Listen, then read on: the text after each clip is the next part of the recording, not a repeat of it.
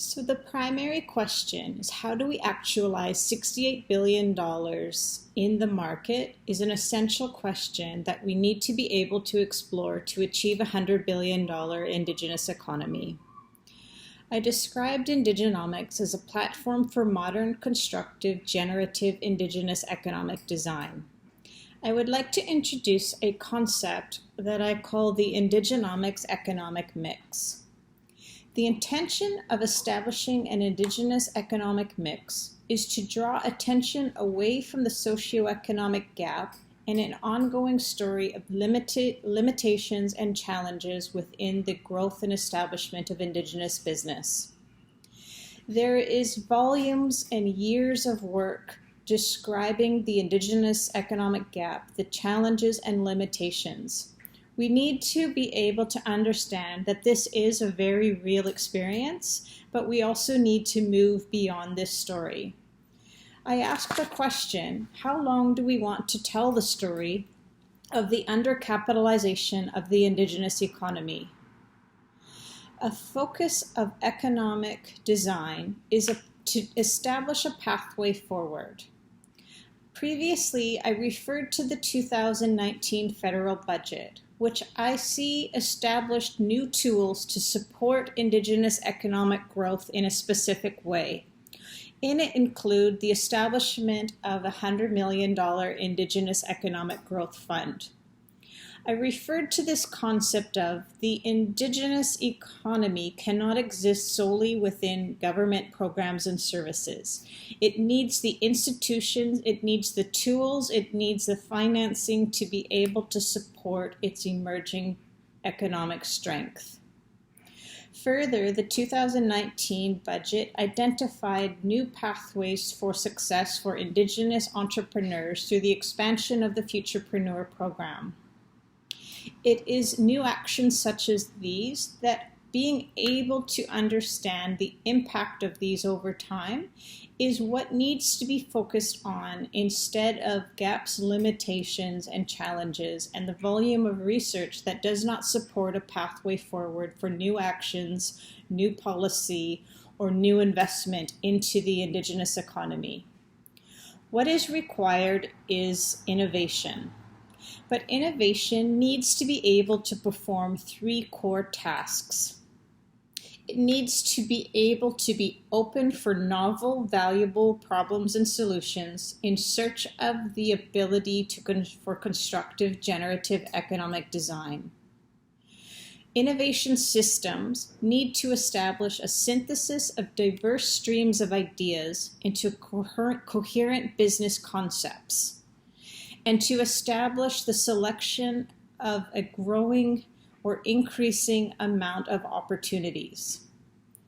So it is in Indigenous economic growth and the establishment of new economic presence and strength that we need to bring forward where is the places of innovation.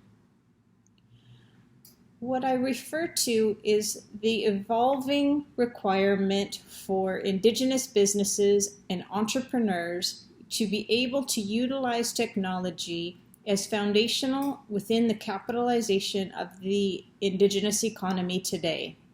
Establishing a foundation for innovation, for strategy, and establishing a clear pathway for growth requires metrics, requires the ability to understand what is being measured, establish a target such as a $100 billion Indigenous economy. Now I would like to introduce you to the 12 levers for Indigenous economic growth. The first of these levers is equity.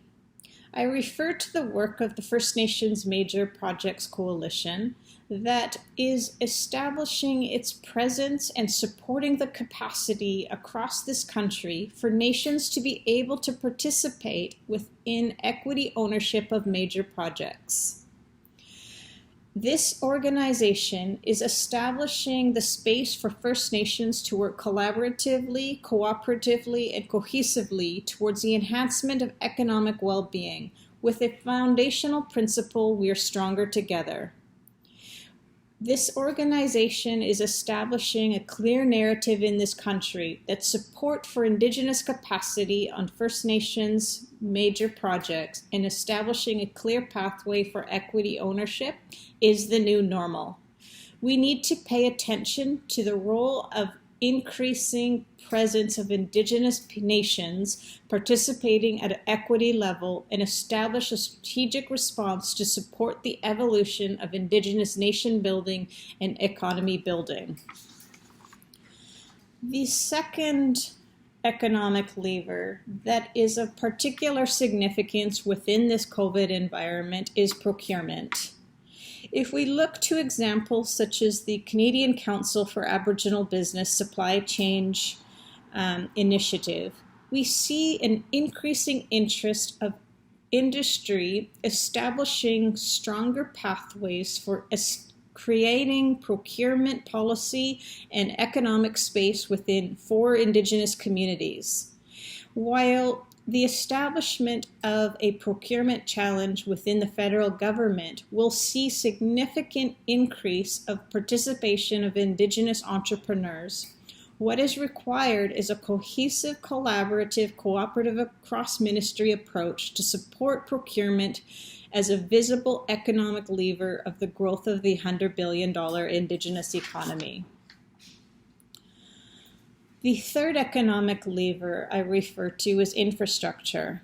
While we look to highly visible reports that suggest in the North that the requirement of infrastructure as a core foundation of economy must be paid attention to and also have a cross-collaborative approach to investment into the Indigenous economy. Understanding the role of infrastructure, its economic impact, and the ability to support nation building establishes a trifecta of economic impact through moving infrastructure as an economic lever towards a $100 billion Indigenous economy. The next lever I would like to refer to is trade. Looking at the role of trade within new international agreements, the inclusion of Indigenous peoples, and the requirement for seeing the visibility of trade-ready Indigenous businesses needs to be paid attention to now. First Nations, Inuit, and Métis people fully participating and sharing in Canada's economic success is a critical part of advancing reconciliation and self-determination based on age-old trade routes and relationships that are both national, regional, and global. Understanding the function of trade as inherent to Indigenous economic identity is also something that can be brought into visibility into the economic success of the future of Canada itself.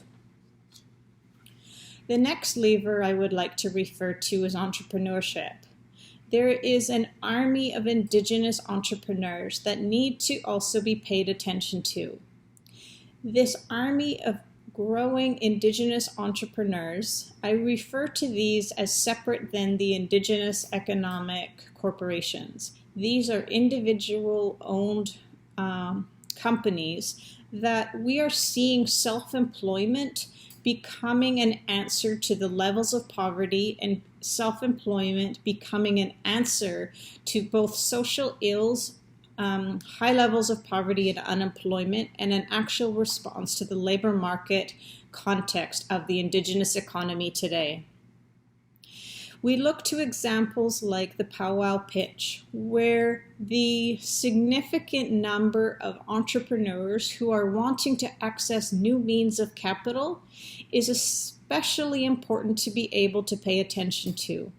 It is in the roles of organizations such as the National Aboriginal Capital Association to pay attention when research suggests that there's a funding gap between the capital requirements and the growing needs of Indigenous entrepreneurs.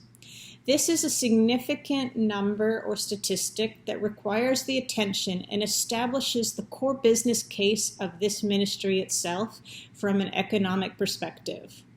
To balance the social requirements with the economic requirements, there's a fiscal equation that is based or steeped within economic reconciliation that a new model of economic design must be established to achieve a $100 billion Indigenous economy. The next lever I would like to refer to is capital. Again, realizing the launch of the Indigenous Growth Fund and the network of the Aboriginal financial institutions who have supported Indigenous entrepreneurs and Indigenous business growth programs is essential to be able to understand that this is a historic event that realizes the role of enterprise within the Indigenous economy and the realization of establishing the space for the foundation and a new narrative of the capitalization of the Indigenous economy itself. Another lever that I refer to is clean energy. These levers act as hotspots of Indigenous economic activity. I saw a report that suggested out of over 600 nations, there was up to 2/3 that were participating in clean energy initiatives.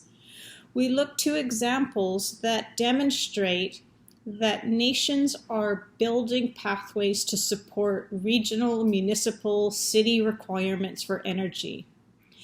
Being able to ensure Indigenous participation in the establishment of the creation of clean energy in local, regional areas is especially important to listen to the voices that are suggesting the requirements of First Nations to participate in clean energy projects aligns with cultural values, economic values, and nation-building pathways that significant investment into clean energy supports the evolution of the Indigenous economy itself.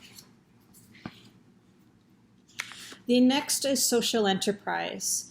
Previously, I described a series of business projects that were at $100 billion level.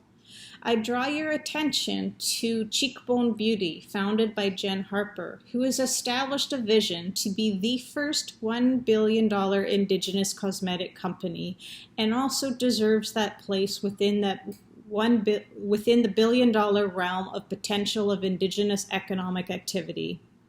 So understanding the roles of social enterprise as designing social change is also something especially important to be able to pay attention to. We see groups that are establishing new pathways for capital that reaches Indigenous businesses in new and specific ways. Groups such as Raven Capital, who are driving the ability to facilitate social innovation within the Indigenous economy. Next, I speak to the role of philanthropy in economic reconciliation. I speak to the words of Edgar Villanova, philanthropy, honey, it's time for an intervention. When we realize the role of investment, of the philanthropic investment into the Indigenous economy, having Indigenous-driven agendas for economic growth is essential and must be paid attention to at this time. Next, I refer to commerce. We look at companies such as Shopify, who are establishing a clear indication of a pathway for Indigenous inclusion and the uptake and the role of commerce for Indigenous entrepreneurs, and seeing tremendous success in the ability to drive social change through commerce platforms.